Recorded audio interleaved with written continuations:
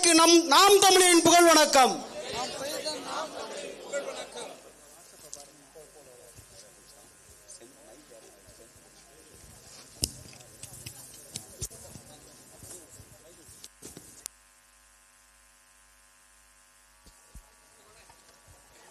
ஒரு கோடி எரிமலை அடைகாத்த பெருநெருப்பு, தமிழ் தேசிய பேரினத்தின் பெரும் சிறப்பு. தமிழ் தேசிய தலைவர் மேதகுவே பிரபாகரன் அவர்களின் தம்பி, எங்களின் அண்ணன் செந்தமிழன் சீமான் உங்கள் முன்னால்.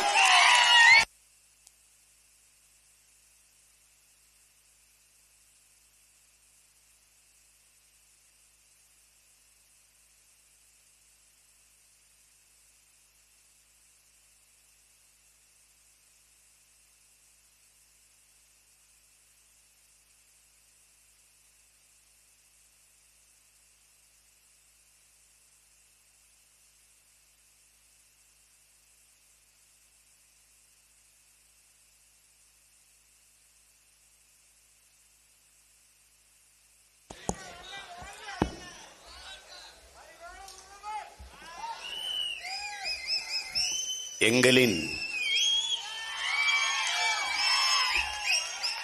உயிரோடும் உணர்வோடும் கலந்து வாழுகின்ற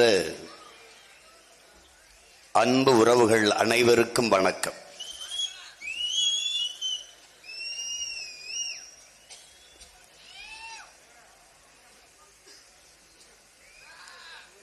இயற்கை வேளாண் பேரறிஞர்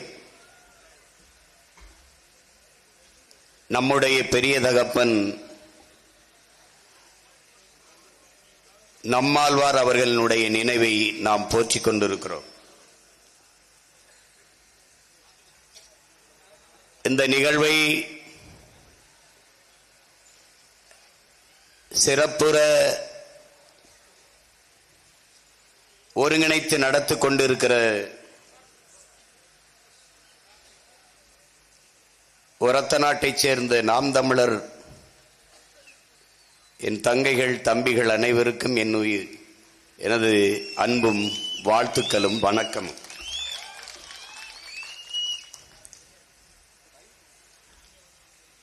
உழவை மீட்போம், உலகை காப்போம்.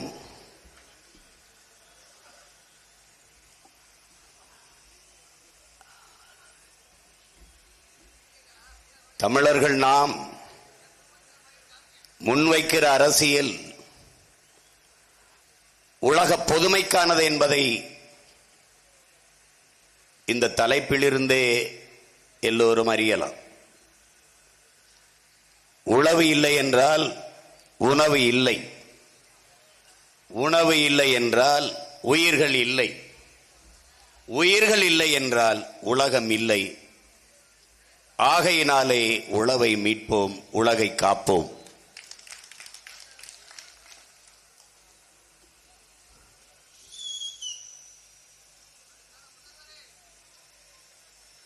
இத்தனை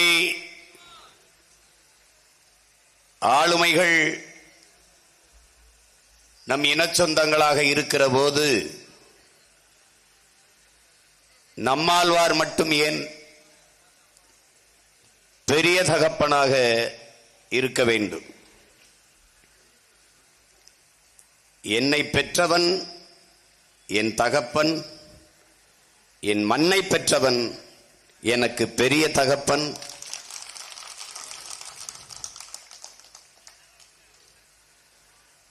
நான் வாழ வேண்டும் என்று உழைத்தவன் என்னப்பன், இந்த மண் வாழ வேண்டும் என்று உழைத்தவன் என்னுடைய பெரிய தகப்பன் நம்மாழ்வார். சீமானுக்குத்தான் எத்தனை அப்பன்கள்? எல்லோருக்கும் சொல்வேன், எனக்குள் ஞானத்தை தந்த ஒவ்வொருத்தனும் என் தகப்பன் தான். அப்படித்தான் எனக்கு வள்ளுவனும் எங்களிரை சிவனும் முருகனும் மாயோனும் சொல்லிக்கொண்டே போகலாம். இங்கே என் அருமை சொந்தங்களே, என் ஆருயிர் தம்பி தங்கைகளே, அப்பன் அதிகாரத்தில் இருப்பான், அதை அப்படியே மகனுக்கு முடிசூட்டி விட்டு செல்வான். அவன் திருடனாக இருந்தாலும் அயோக்கியனாக இருந்தாலும் அவன் வழி வழியே அதிகாரத்தில் வந்து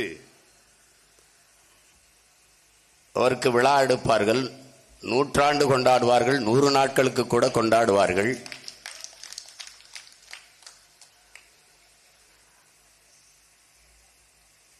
ஆனால் ஆகச் சிறந்த போற்றி போற்றி கொண்டாடத்தக்க ஒரு பெருமகன், அவரை கொண்டாடுவதற்கு யாருமில்லை என்றோரும் எல்லோரும் எண்ணக்கூடும். அதிகாரமற்ற பிள்ளைகளாக இருந்தாலும் அந்த தகப்பனுக்கு ஒரு மகன் இருக்கிறான் என்பதை இவர்கள் மறந்திருக்கக்கூடும். இன்றைக்கு ஒதுக்கப்பட்ட ஓரங்கட்டப்பட்ட ஒரு இடத்தில் எடுத்து கொண்டாடுகிற இந்த மகன் ஒரு நாள் அதிகாரத்திற்கு வந்து இதே நாளை அரசு விழாவாக அறிவித்து கொண்டாடுகிற காலத்தை நாங்கள் உருவாக்குவோம். இது எங்கள் தகப்பனின் நினைவை போற்றுகிற இந்த நாளில் உறுதியாக நாங்கள் ஏற்போம்.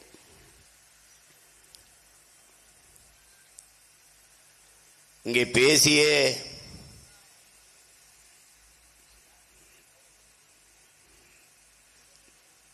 என்னுடைய முன்னவர்கள் எல்லாம் என்னென்ன பணிகளை அப்பா இந்த மண்ணுக்கு மக்களுக்குமாக செய்தார்கள் என்பதை எடுத்துரைத்தார்.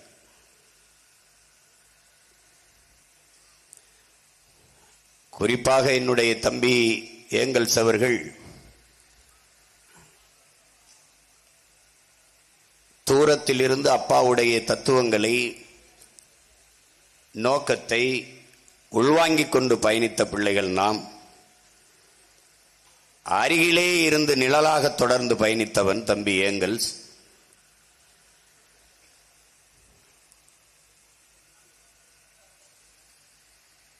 இங்கே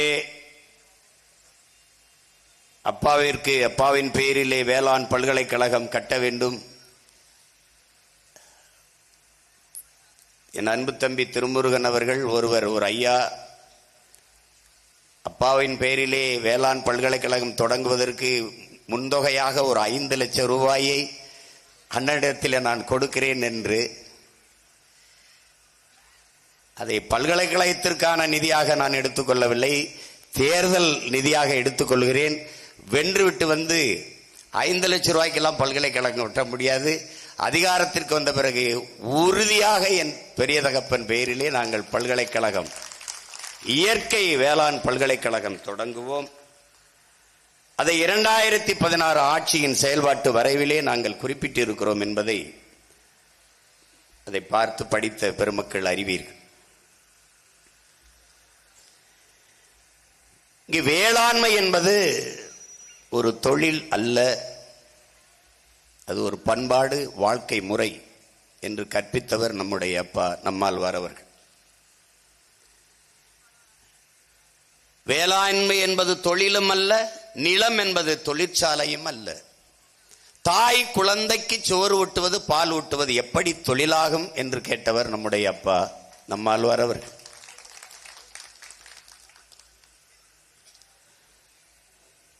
அறிவிச்சிறந்த பெருமக்களே,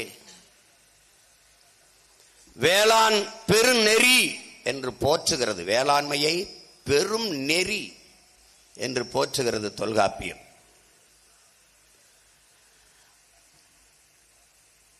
உலகிற்கு ஆகப்பெரும் வாழ்வியல் நன்னறியை தந்த பேராசான் நம்முடைய மூதாதை வள்ளுவ பெருமகனார் அவர்கள் உழவை போற்றி போற்றி போற்றி கொண்டாடுகிறார். உழுதுண்டு வாழ்வாரை வாழ்வார் மற்றெல்லாம் தொழுதுண்டு பின் செல்பவர், சுழன்றும் ஏற்பின்னது உலகம் அதனால் உழந்தும் உலவே தலை. உழுவார் உலகிற்காணி அக்தாற்றாது எழுவாரை எல்லாம் பொறுத்து, இருந்தோம்பி இல்வாழ்வதெல்லாம் விருந்தோம்பி வேளாண்மை செய்தல் பொருட்டு. உழவினார் கைமடங்கின் இல்லை, விளைவதும் விட்டேம் என்பார்க்கும் நிலை. அவன் உழவின் பெருமையை சொல்லிக்கொண்டே வந்தவன், மிக ஆழமாக இந்த இடத்திலே பதிவு செய்கிறார். உழவினார் கைமடங்கின் இல்லை, விளைவதும் விட்டேம் என்பார்க்கும் நிலை. வாழ்க்கையில் பற்றற்று மண்ணாசை, பொன்னாசை, மக்களாசை எதுவும் வேண்டாம் என்று துறவு பூண்ட ஒரு துறவி கூட உழவன் கைமடங்கி படுத்து விட்டால் வாழ முடியாது என்கிறான் வள்ளுவப் பெருமகனார்.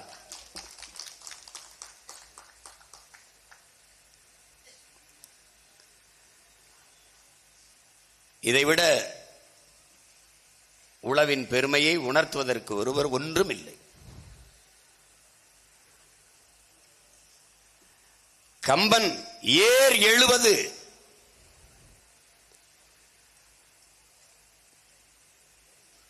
உழுகுலத்தில் பிறந்தோரே உலகுய்ய பிறந்தாருங்கிறான் கம்பன்.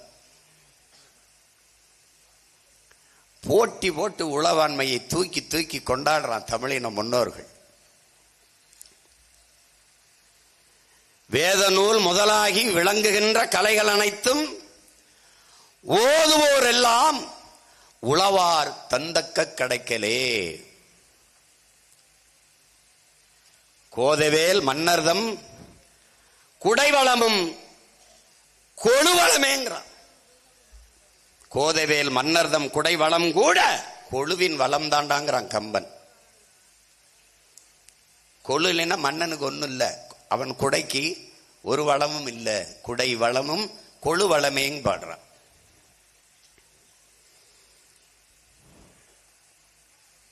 போர்வேந்தர் நடத்து பெரும் செங்கோல், போர்வேந்தர் நடத்து பெரும் செங்கோலை நடத்தும் கோல்.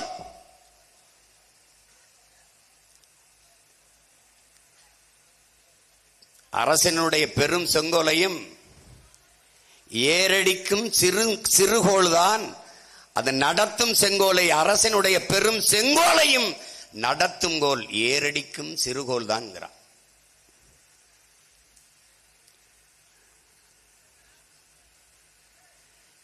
ஞான மறையோர் வேள்வி நலம் பெறுவதனாலே, ஞானத்தை மறையை ஓதுகிற ஞான அந்த ஞானிகள் எல்லாம் அவர்கள் நடத்துகிற வேள்வி நலம் பெறுவது எதனாலே?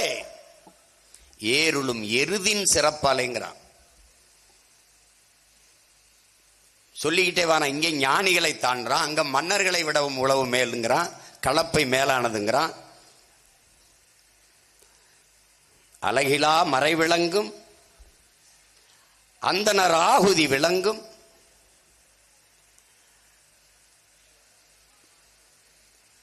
பலகலையான் தொகை விளங்கும், பாவலர்தம் பாவிளங்கும்,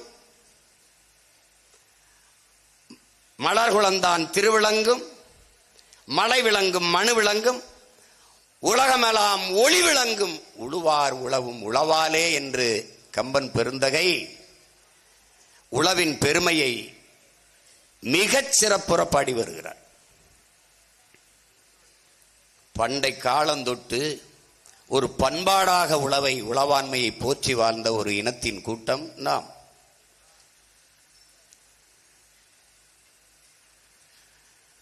சாலி நெல்லில் சிறைகொள் வேலி 1000 விளையுண்டா காவிரி புறக்கம் நாடு கிளவோனே. சாலி நெல்லில் சிறைகொள் வேலி 1000 விலை கொண்டாம் காவிரி புறக்கம் நாடு கிளவோனே. இது யாரு? பொருணையாற்று படையில் நுடக்காம கன்னியார் என்ற ஒரு பாவலன் பாடுறான். இந்த இன்றைக்கு கல்லணையிலே இருக்கிற கரிகால் பருவள சோழனின் சிலையின் கீழே கல்வெட்டிலே எழுதி வைக்கப்பட்டிருக்க பாட்டு. எல்லாரும் மன்னர்கள் கரிகாலனை மட்டும் பெரும் வளத்தான் என்று புகழ காரணம் அவன் வேளாண்மைக்கு கொடுத்த முன்னுரிமைதான்.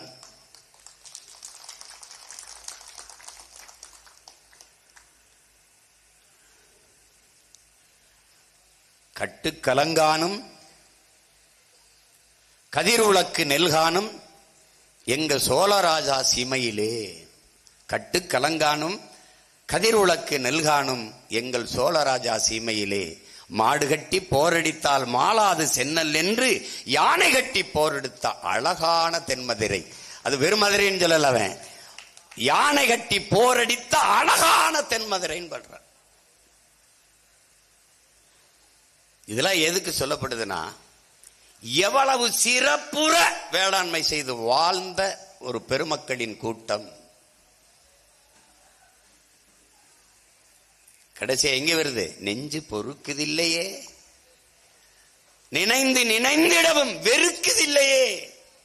அதை நினைக்க நினைக்க கோபம் தான் அவர் இல்ல, வெறுக்கலையே. கஞ்சி குடிப்பதற்கிலார் அதன் காரணமும் இவை என்னும் அறிவும் எல்லார். பஞ்சமோ பஞ்சம் என்று தினம் துடிதுடித்து துஞ்சி மடிகின்றாரே, இந்த துயர் துடைக்க அவர் வழி இல்லையான் பாரதி பாடினால, அந்த வழியை உணர்ந்து வழிநெடுக போராடி வந்த பெருந்தகைதான் நம்முடைய பெரிய தகப்பன் நம்மாழ்வார் அவர்கள் என்பதை என்னிலும் இளைய என் தம்பி தங்கிகள் புரிந்து கொள்ள வேண்டும்.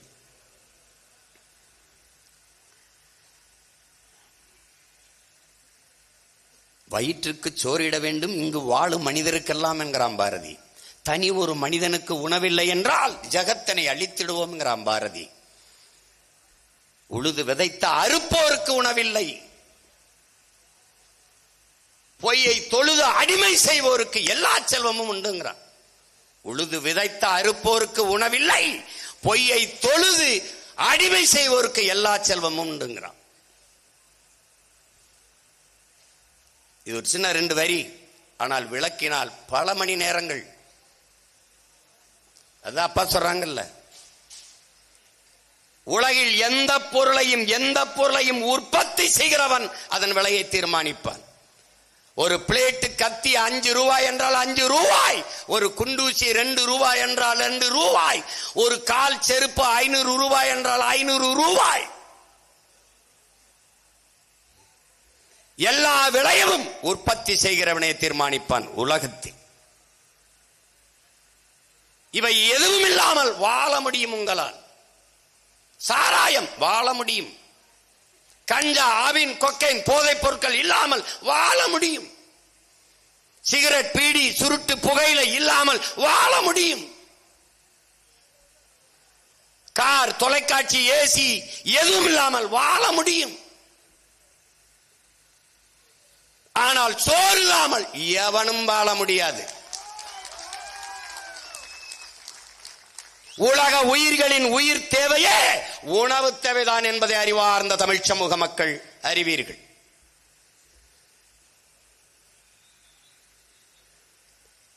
அந்த உணவை உழைய வைக்கிற உற்பத்தி செய்கிற வேளாண் பெருங்குடி மகன் தான் விளைய வைக்கிற பொருளுக்கான விலையை தீர்மானிக்க முடியாது. அதைத்தான் உழுது விதைத்த அறுப்பவனுக்கு உணவில்லை, பொய்யை தொழுது அடிமை செய்வோருக்கு எல்லா செல்வம் உண்டுங்கிறான். காரு விற்பவன் பணக்காரன், சாராயம் விற்பவன் பணக்காரன், பீடி சிகரெட்டை உற்பத்தி செய்வன் விற்பவன் பணக்காரன், உலகத்திற்கு உணவளிக்கிற வேளாண் குடிமகன் ஏழை, வாழ முடியாத கடன்காரன். இந்த நிலையை மாற்ற வேண்டும் என்று இந்த மண்ணிலே துடித்த ஒரே மகன் என் பெரிய தகப்பன் நம்மாழ்வார் அவர்கள் தான்.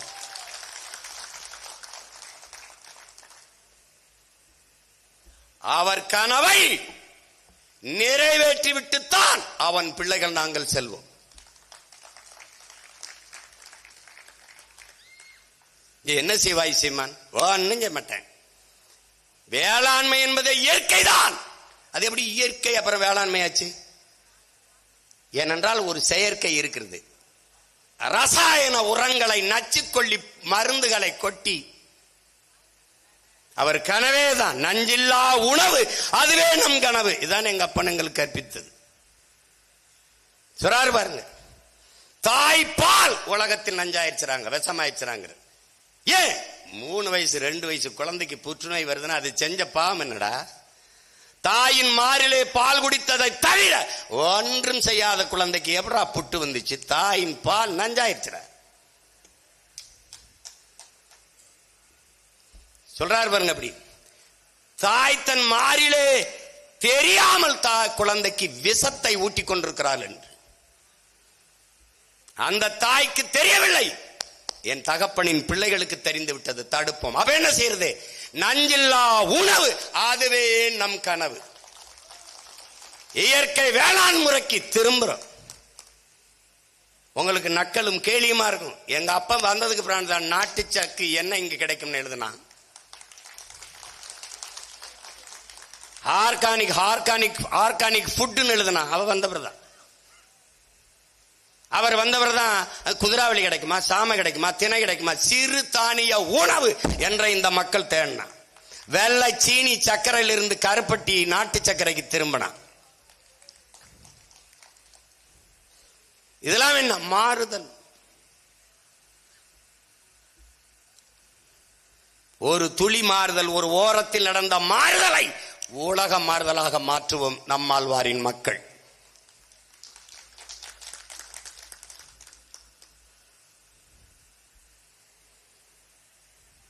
அப்ப என்ன செய்வாய் சீமான்? நாட்டையே வேளாண் பண்ணையா மாத்தி விட்டுருவோம். நீ ஒரத்த நாட்டில் படிச்சுட்டு எங்க போற? வேலைக்கு போய் எந்த வேலைக்கு போற? சாப்பிட்டு போய் தானே வேலை செய்யணும். சொல்லு தம்பி.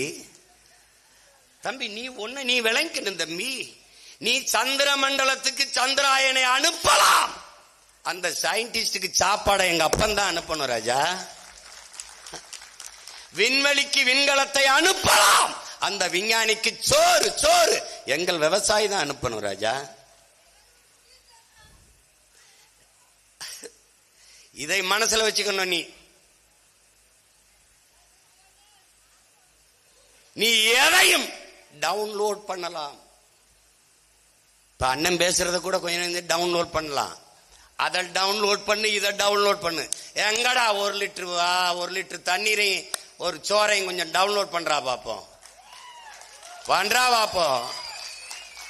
அப்ப என்ன பண்ணுவ? 1 லிட்டர் தண்ணி, ஒரு சோறு, ஆர்டர் தான் பண்ண முடியும் ராஜா, டவுன்லோட் பண்ண முடியாது. ஆர்டர் எங்க பண்ணுவ? கடைக்கு யாரு கொண்டு கொடுப்பா? எங்க அப்பன ஆத்தாலும் அவன் தான்டா விவசாயி. அத மனசுல வச்சுக்கங்க. அப்ப என்ன பண்ணுவாய் சீமான்? வேளாண்மை செய்வதென்பது அரசு வேலை.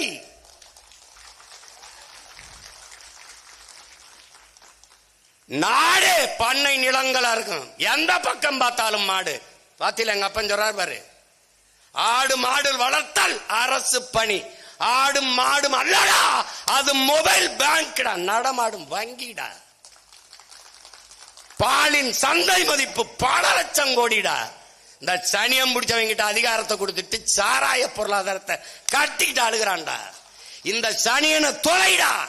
ஒரு தடவை நம்மால் மகன்ட்ட 5 வருஷம் 5 ஆண்டு நாட்டை கொடுறா. கேடில் வெளிச்செல்வம் கல்வி ஒருவருக்கு மாடல்ல மற்றையவை. கல்விதாண்டா செல்வம். ஆனாலும் வள்ளுவ பெருமகனார் மாடும் நம் செல்வங்கிறார். பாலும் முட்டையும் இருந்தா நாட்டில் பசி ஏதடா? பசி ஏது? பசி வந்தால் 10 பறக்கும். மானம், குடிப்பிறப்பு, தானம், தவம், கல்வி, காமம், தொழில் முயற்சி எல்லாம் பறந்து போகுங்கிறார். இதெல்லாம் போயிட்டா நீ எப்படி மனிதனாக? அந்த குணமே உன்கிட்ட இருக்காது. அப்ப பசி என்ற சொல்லை ஒழிக்க இருக்கிற ஒரே வழி வேளாண்மை, அரசு பணி. உனக்கு ஒரு நோய் இருக்கு, கவர்மெண்ட் வேலை வேணும், நான் தரேன்டா கவர்மெண்ட் வேலை. உரத்த நாட்டிலே பண்ண அங்கே வேலை செய். உனக்கு என்ன இங்க ஒண்ணு வரான? தென்னை மரம் சார்ந்த தொழிற்சாலை, வாழை மரம் சார்ந்த தொழிற்சாலை, கரும்பு சார்ந்த தொழிற்சாலை, இவ்வளவுதானே. சொல்லும்போது உனக்கு கேலியும் கிண்டலும். என்னங்க ஆடு மாடுலாம் மேய்க்க தர்றாப்ல அப்படின்னு. எவனாவது பால் குடி நான் வந்த பிறகு உனக்கு சேட்டென்ன நெய், கொஞ்சம் நெய் ரோஸ்ட், கொஞ்சம் நெய் போட்டு ரோஸ்ட் மொருகளா. அந்த வக்கனையா திங்கிற நாக்கு தானே கேலி பண்ணுது.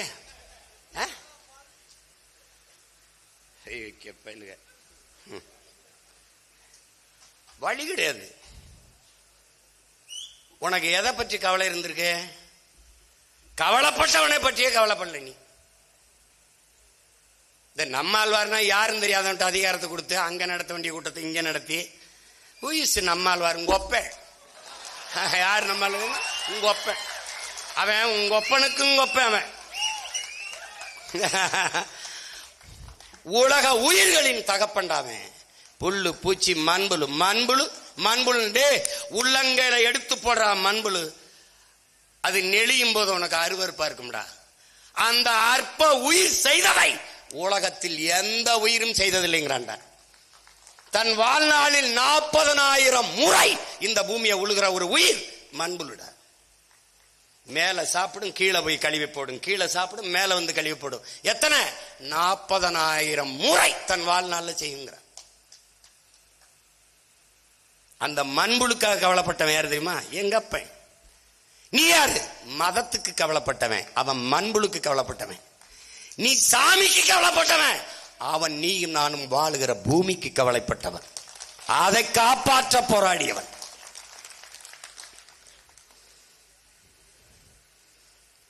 பூச்சி மருந்து அப்பா சொல்றது படிச்சிருக்கியா நீ? உயிரை கொல்லும் விஷத்திற்கு நல்ல பெயர் பூச்சி மருந்து.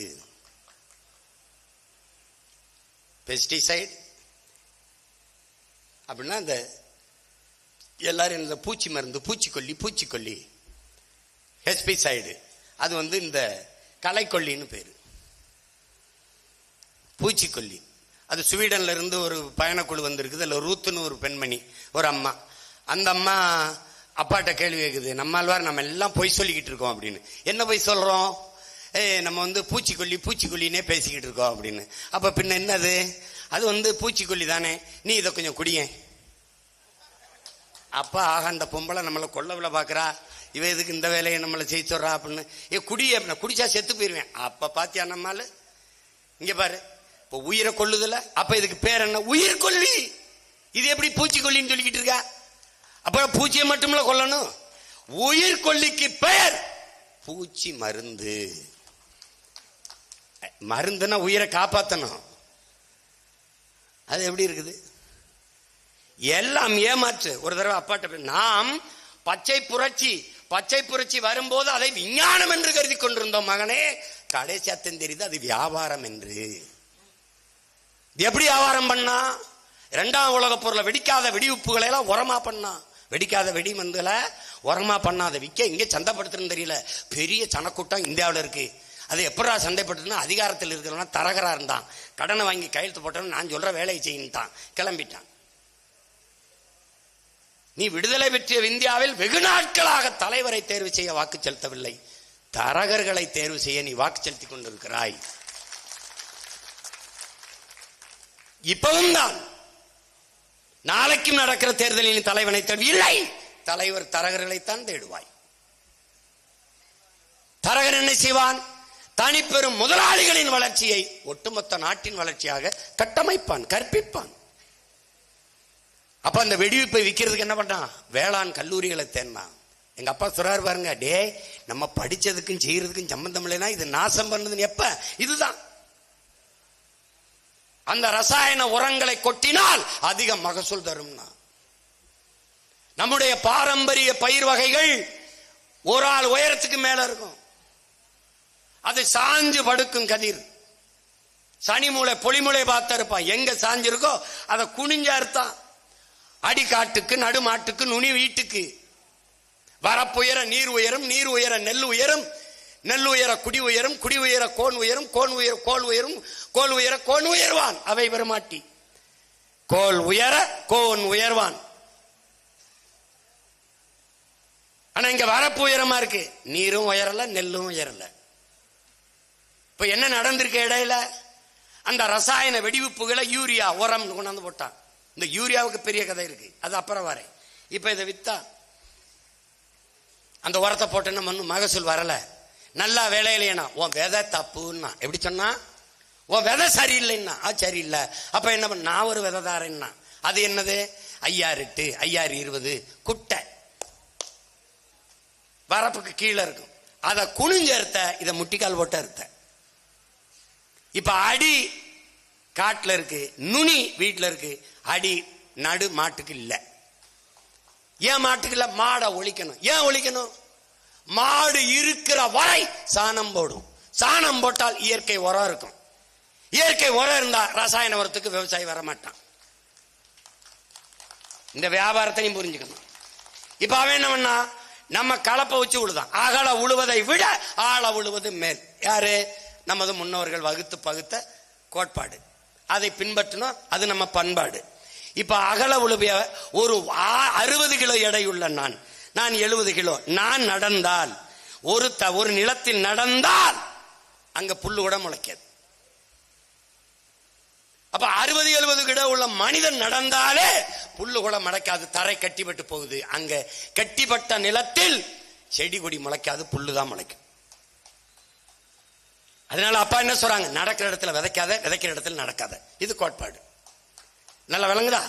இப்போ 60 கிலோ எடை இருக்கிற மனிதன் நடக்கிற இடத்துல பிரச்சனைனா, 6 டன் 3 டன் 4 டன் 5 டன் எடை இருக்கிற உழவு எந்திரங்கள், டிராக்டர், இவ்வளவு பெரிய சக்கரம் அப்படி விட்டு உள்ள விட்டு நசுக்குனா எப்படி வரும்? அது உழாது, கீறி விடும். உனக்கு புரியுது? உழவு எந்திரம். இந்த உழவு எந்திரத்தை கண்டுபிடித்தான், அதை சந்தைப்படுத்த யோசித்தான். மாடுகள் இருக்கிற வரை வேளாண் குடிமகன் இந்த உழவு எந்திரத்துக்கு வரமாட்டான். என்னடா பண்ணலாம்? பல ஆயிரக்கணக்கான மாடுகளை வாங்கி வெட்டி புதைச்சிட்டான். இப்ப அவன் உழவு எந்திரத்தையும் இந்த ரசாயன உரத்தையும் விற்கிறதுக்கு சந்தைப்படுத்த, வளர்ச்சி மகசூல் சீக்கிரம் விளைஞ்சிரும், அது 6 மாசம் ஆகுது, இது 90 நாள்ல விளைஞ்சிரும்னா நம்பி அந்த என்ன பண்றது, இந்த குட்டப்பயிர் 5008 5020 இந்த ரகங்களை விதைக்க ஆரம்பிச்சோம். அவன் கொடுக்கிற உரம் இதுக்கு ஒத்து போச்சு. ஏன்னா அதுக்காக கண்டுபிடிச்சான். பாக்டம்பாஸ் 60 20 பொட்டாசியம் சல்பட்டு கண்ட உரங்களை போட்டு நிலத்தை நஞ்சாக்கிட்டான். இங்க என் தம்பி வருண் பேசினான்ல, அது என்னன்னா, நீங்க இங்க பாருங்க, காயாகி பழமாகும். ஆனால் பழமான ஒன்று காயாவது எது? ஊறுகாய். அது எப்படி காயாகுது? அதை அறுத்து உப்பு போட்டு ஊற வச்சுட்டா ஊறுகாயாயிருது, கெட மாட்டேங்குது. அப்ப உப்பு மீனை கொண்டு போய் உப்புல போட்டா அது கெட மாட்டேங்குது. நம்ம உடலையே கெடாம வைக்க உப்பு போட வைக்க வேண்டியது இருக்கு. அப்ப உப்பு அப்படியே வச்சுக்கிறது கெடாம ஊறுகாய். அப்ப என்ன செய்யறான்? நம்ம வெடி உப்புகளை கொண்டு போய் பயிர்ல கொட்டுறோம், செடிகள்ல கொட்டுறோம். அது என்ன ஆயிருதுன்னா, அந்த இடத்துல இருக்க தண்ணி அது உறிஞ்சிருது. உப்பு தின்னவன் தண்ணி குடிப்பான். உப்பு தின்னவனுக்கு அதிகம் தாக எடுக்கும். அப்ப நம்முடைய இயற்கை உரம், ஆடு மாட்டு சாணம், புழுக்க, இந்த மக்கிய இலைதலை கழிவில் இருக்கிற உரங்கள் சொதன்னு அப்படி மண்ணுக்கு வேறு கீழே இருந்து கொஞ்சோண்டு தண்ணி இருந்தாலும் பிடிச்சு வேறு கீழே அப்படியே வச்சுக்கிறது. ஆனால் இந்த ரசாயன உரம் மொத்தமா தண்ணீரை படக்குன்னு உறிஞ்சிருது. அப்ப என்ன செய்யுது? வேளாண்மைக்கு நிறைய தண்ணி தேவைப்படுது. இப்ப இந்த தண்ணீரை இந்த செடி கொடிகளுக்கு எடுத்து கொடுக்கிற நுண்ணுயிர்கள் எது? பூஞ்சை, காளான், பாக்டீரியாக்கள். இந்த பாக்டீரியாக்களை இந்த வெடி உப்புகள் கொண்டு போயிருது, செத்து போயிருது. அப்ப நிலம் வறண்டுது, செத்துருது. இங்க இருக்கிற இந்த ஒண்ணு அப்பா சொல்றாங்கல்ல, அந்த உணவு சங்கிலி ஒண்ணுன்னு. இங்க பூச்சியை நான் கேட்ட, பூச்சியை ஏன் கொல்லணும்? ஒரு பூச்சி பட்டு நூல் தருது, ஒரு பூச்சி தேன் தருது. இந்த பூச்சிகள் இல்லை என்றால் எல்லா செடியும் பூக்கும், எப்படி காய்க்கும்? ஒரு பூவில் இருந்து தேனை உண்ணது உணவு உண்ணை போய் அங்க இருக்கிற மகரந்தத்தை ரெக்கையிலும் மூக்கிலையும் ஒட்டிக்கொண்டு இன்னொரு செடி போய் உட்கார்ந்து பூவை தேனை உண்ணும் போது அது அந்த மகரந்தத்தை கடத்தும் போதுதான் அங்கே மகரந்த சேர்க்கை நடந்து அது சூழ் கொண்டு கரு கொண்டு காய்க்குது. அப்ப இந்த பூச்சி செத்துட்டால் பூக்கும், காய்க்காது. அப்ப விளைச்சல் குறையும். இன்னைக்கு பூச்சிகள் எல்லாம் ரசாயன பூச்சி கொல்லிகளை அடித்து கொண்டு விட்டு இன்னைக்கு பெரிய பெரிய பண்ணைகள் எல்லாம் இந்த பூவையும் வேலைக்கு ஆள்களை வைத்து ஒன்னோட ஒண்ணு உரசி கொண்டிருக்கிறான், செயற்கை கருத்தைப்பு முறை போல. காரணம் வியாபாரம். விளங்க புரியுதுன்னு நினைக்கிறேன். எலி செத்தா உனக்கு என்ன? எலி அது தோண்டுகிற வலையில், அது போடுற ஓட்டையில் பூமிக்கு காற்றை கொடுத்து பூமியை வளமாக்குது. நண்டு, நத்த, மண்புழு இதையெல்லாம் பூமியை வளப்படுத்துகிறது. அதனால அது செத்தா இது செத்தா மண் மலடாகிறது, மலட்டுத்தன்மை அடைந்துகிறது. இதெல்லாம் அதனாலதான் அப்பா சொல்ற இந்த உணவு சங்கிலி. இந்த பூச்சி என்ன செய்யும்? ஒரு ஆந்தை பிடிச்சு திங்கும், எலி பிடிச்சு திங்கும், பாம்பு பிடிச்சு திங்கும், பாம்பை ஆந்தை பிடிச்சு திங்கும், கழுகு பிடிச்சு திங்கும், நண்டை ஒன்னோட ஒன்னு சார்ந்து சார்ந்து இருக்கிற இந்த உணவு சங்கிலியை வெட்டி விட்டால் உலகம் முடிஞ்சிரும். இது நன்கு விளங்கணும். இந்த யூரியா எங்க இருந்து வருது? புவி வெப்பமாகுது. இப்ப உலகம் பூரா இருக்கிற கதை என்னன்னா, புவி வெப்பமாகுது. அப்பா சொன்னதுதான், பருவமழை என்ற ஒன்றே இனி கிடையாது. ஏன் கிடையாது? பருவமழை என்ற ஒன்று கிடையாது. புயல் மழை அல்லது பெரும் மழை இதான் நடக்கும். பருவமழைன்னு ஒண்ணு கிடையாது. அதனாலதான் அது எப்ப புயல் வரும், எப்ப பெரும் மழை வரும் யாருக்கும் தெரியாது. இன்னைக்கு புயல் வரும்னு பள்ளிக்கூடம் விடுமுறை விடுவான், வராது. இன்னைக்கு புயல் வராதுன்னு பள்ளிக்கூடத்தை திறப்பான், பெஞ்சிரும். ஏன் நீ இயற்கையோட மோதிட்ட? நீ நல்லா கொஞ்சிக்கணும் நுட்பமா. பூமி என்பவள் உன் தாய் என்பதை நீ புரிஞ்சுக்க. அது மண் அல்ல, உன் தாயின் மடி என்பதை நீ உணர்ந்து கொள்ள வேண்டும். மலை என்பது மலை அல்ல, பூமி தாயின் முளை மார்பு என்பதை நீ புரிந்து கொள்ள வேண்டும். இதை நன்கு உணர்ந்து கொள்ளணும். நீ அப்படி நினைக்கிறதா இங்க இருக்க பிரச்சனை. இப்ப தண்ணி அடிச்சவனாவது நம்ம பேச்ச கேட்பானா? கட்டுக்குள்ள இருப்பானா? அங்க வர ஒருத்தர் ரொம்ப நேரமா கத்திக்கிட்டு இருந்தாரு. ஏன்? அவர் சரக்கு போட்டிருக்காரு. அப்ப தண்ணி அடிக்கிறவனை எப்படி நீ கட்டுப்படுத்த முடியாதோ, போதை ஏறியவனை, மதம் கொண்ட யானை எப்படி கட்டுக்குள்ள நிக்காதோ, வளர்த்த பாகனையே ஏறி மிதிச்சு கொலை செய்யுமோ, அப்படி நீ என்ன செய்து பூமி தாய்க்கு வெறியேத்தி விட்டாய். எப்படி வெறியேத்தின? என்ன வெறியேத்தின? நச்சு குண்டுகளை அவன் நெஞ்சில் போட்டாய். அவர் மார்பை அறுத்து மணல் என்று கல்குவாரி என்று நொறுக்கி தள்ளினாய். அவர் ஈரக்குல இதயத்தை மீத்தேன் ஈத்தேன் கண்ட கண்ட கருமாந்திரம் என்று பிடுங்கினாய். நாசம் பண்ணினாய். உன் தாயின் முகத்தை பூக்களை கொட்டி வணங்குவதை விட்டுவிட்டு குப்பைகளை கொட்டி மூடினாய். பிளாஸ்டிக் நெகிழி தாள்களை கொட்டி மூடினாய். காடுகளை அழித்தாய். கரமென நீண்ட அவள் காடுகளை அழித்தாய், நொறுக்கி தள்ளினாய். அவள் தன்னை தற்காத்துக் கொள்ள திமிருகிறாள்.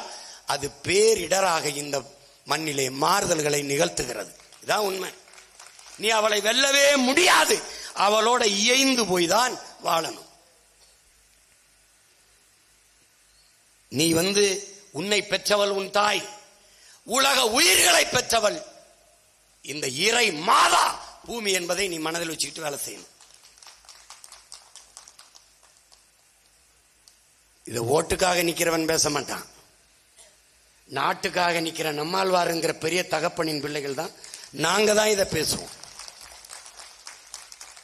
அப்ப ஏன் புவி வெப்பமாகிறது? சூரிய ஒளி வருது. வரும்போது அதை கட்டுப்படுத்தி கீழே இறக்கிறது யாரு? பால்வெளி, காற்று வெளி, வளிமண்டலம். அதை ஃபில்டர் பண்ணுது, தடுக்குது. நேரடியா மண்டையில பட்டா பொசுங்கி செத்து போயிருவேன். நீ தீ குளிக்க வேண்டியதில்லை, அதுல கறியை செத்து போயிருவேன். ஆனால் அது தடுக்குது. அந்த பால்வெளியை உருவாக்குவது யார்? ஓசோன் காற்றுகள், அமேசான் காடுகள், அதில் இருக்கிற காற்று, இந்த துளசி வெளியிடுகிற ஓசோன் காற்று. அதான் பூமியின் நுரையீரல்ங்கிறான் அமேசான் காடுகளை. அதனால்தான் கடலுக்குள் இருக்கிற நீலப்பச்சை பாசி, ஆல்காய் என்கிற நீலப்பச்சை பாசிகள் வெளியிடுகிற ஓசோன் காற்றுகள், இவையெல்லாம் மேலே போய் ஒரு வளிமண்டலமாக மாறி அந்த சூரிய ஒளியை கட்டுப்படுத்தி பூமிக்குள்ள 15 லட்சம் கோடி கிலோமீட்டர், எவ்வளவு? 15 லட்சம் கோடி இருக்குது பூமிக்கு சூரியனுக்கு இடையில. அப்படி இருந்த வெப்பமா இருக்கு. அப்ப அதை தடுக்கிற வேலை யார் செய்யறா? அந்த வளிமண்டலம். இப்ப எதனால வெப்பமாகுது? அதை தடுக்கும் போது ஏன் வெப்பமாகுது அதிகமானா, பகல்ல வீசுகிற இந்த வருகிற வெப்பம் மேல போக முடியல, குளிர்ந்து நீல அலை கதிர்களாக மேல ஏறி போக முடியல. அது காரணம் என்னன்னா, ஆலைகள் வெளியிடுகிற கரும் புகை, நிலக்கரியை எரிக்கிறோம், அதிலிருந்து வருகிற புகை, கார் டீசல் பெட்ரோல், இந்த காரு இந்த வாகனங்கள் வெளியிடுகிற டீசல் பெட்ரோல் புகை, இவையெல்லாம் சேர்ந்து மேல போய் நீராவியோடும் அமிலத்தோடும் கலந்து ஒரு பசை பசை அப்படி பசையா கருப்பா ஒரு பசை வடிவத்தில் உருவாகி ஒரு படலம் மாதிரி மேல நின்னுக்குது. எவ்வளவு தூரத்தில் நிக்குது? இந்த பூமியிலிருந்து 15-20 கிலோமீட்டருக்கு மேல போய் ஒரு கருப்பா ஒரு வட்டமா நின்னுக்குது, கருவட்ட படலமா நின்னுக்குது. இந்த பூமியில் இருக்கிற அந்த வெப்பம் நீள் அலை கதிர்களாக மாறி மேலே போய் குளிர்வதற்கு போகும்போது அதை தடுத்து மேலே போக விடாமல் பூமியிலே இருக்க வச்சு புவியை வெப்பக்காடாக மாத்திருது. இப்ப தெரியுதா ஏன் இந்த நச்ச அலைகளை நம்மாழ்வாரும் அவன் பிள்ளைகளும் எதிர்த்து போராடினோம் என்பதை இப்ப உனக்கு புரியும் நினைக்கிறேன். புவி வெப்பமானால் என்ன சீமான் நீங்க கேட்கலாம். கடல் நீர்மட்டம் உயரும். அதனால என்ன, கடற்கரையை சுத்தி இருக்கிற கிராமங்கள் பகுதிகள் அழியும். எப்படி கடல் வெப்பமாகுது? நீ அடுப்புல நெருப்ப வச்சு உலைய வச்சு கொதிக்க வைக்கும் போது உலை எப்படி பொங்குதோ அப்படி கடல் பொங்குது. அதுதான் ஆழி பேரழியாக, கணக்கில்லாத மழையாக, புயலாக மாறி வர காரணம். அப்படி வரும்போது பருவமழை பொய்த்து போகும்போது தாறுமாறாக பெருமழையும் புயலும் பெய்யும் போது உணவு உற்பத்தி வராமல் நாடு பெரும் பஞ்சத்தை எதிர்கொள்ளும். உங்களுக்கு புரியுதுன்னு நினைக்கிறேன். அப்ப புவி வெப்பமானால் என்னன்னா இதான் பிரச்சனை, பூமி அழிந்து விடும். இதை தடுக்க ஒரே ஒரு வழிதான் இருக்கிறது. என்னது? நீங்கள் வெயிலடித்தால் குடை பிடிப்பது போல உங்கள் தாய்க்கு வெயில் அடிக்கிறது, அவளுக்கு குடை பிடிக்க வேண்டும். ஒரே குடைதான், பச்சை குடை, மரக்குடை. மரம் வளர்ப்பது ஒன்றை தவிர வேறு மார்க்கம் இல்லை என்கிறார் நம்முடைய அப்பா நம்மாழ்வார் அவர்கள். இப்ப உனக்கு விளங்கிருச்சுன்னு நினைக்கிறேன். அதனால்தான் மரம் மண்ணின் வரம், வளர்ப்பதே மனித அறம் என்று நாம் சொல்வதற்கு காரணம் அதுதான். இப்ப அங்கிருந்து வருகிற சூரிய ஒளியை மேலும் தடுத்து வெப்பத்தை குறைச்சு நம் மீது, நம் தலை மீது விழவிடாமல் தடுக்கிற பெரிய வேலையை செய்வது மரங்கள். அந்த சூரிய ஒளி மரத்தின் மேல் விழும்போது அங்கே அது என்ன செய்யுது? அங்கே ஒரு சர்க்கரை, மரம் தனக்கு வேண்டிய உணவை தயாரித்துக் கொள்ளுது. தொழிற்சாலை போல பச்சையத்தை உறிஞ்சி எடுக்குது. அந்த வேலையை செய்து கொடுக்க பல நுண்ணுயிரிகள், நீலப்பச்சை பாசி, அந்த மாதிரி நுண்ணுயிரிகள், ரைசோபியம், அசோஸ்பைரில்லம், அசட்டோபாக்டர், இந்த மாதிரி நுண்ணுயிரிகள் அந்த வேலையை செய்து கொடுக்குது. இந்த வேலையை என்ன செய்து? காற்றுல 78 விழுக்காடு நைட்ரஜன், 78 விழுக்காடு நைட்ரஜன், 21 விழுக்காடு தான், நல்லா கவனிச்சுக்கணும் நீங்க, 21 விழுக்காடு தான் ஆக்சிஜன், மூச்சு காற்று. அந்த 21 விழுக்காடு ஆக்சிஜனை சுவாசித்தான் நம்ம வாழ்ந்து கொண்டிருக்கிறோம். மீதி எல்லாம் 78 விழுக்காடு நைட்ரஜன் தான். அந்த நைட்ரஜனை இழுத்து இந்த இலைகளுக்கு உணவாக, இந்த மரங்களுக்கு, செடி கொடிகளுக்கு உணவாக கொடுக்கிற பணியை இந்த நுண்ணுயிரிகள் செய்யுது.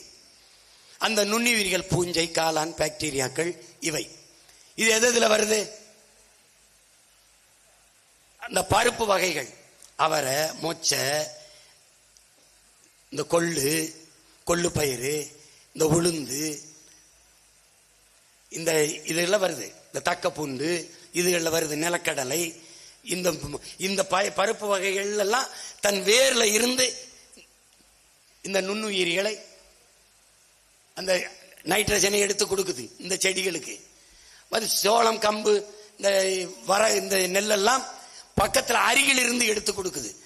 இந்த நைட்ரஜனை உறிஞ்சி இந்த செடி கொடிகளுக்கு இந்த இயற்கை கொடுப்பதால பூமிக்கு எந்த கேடும் இல்லை.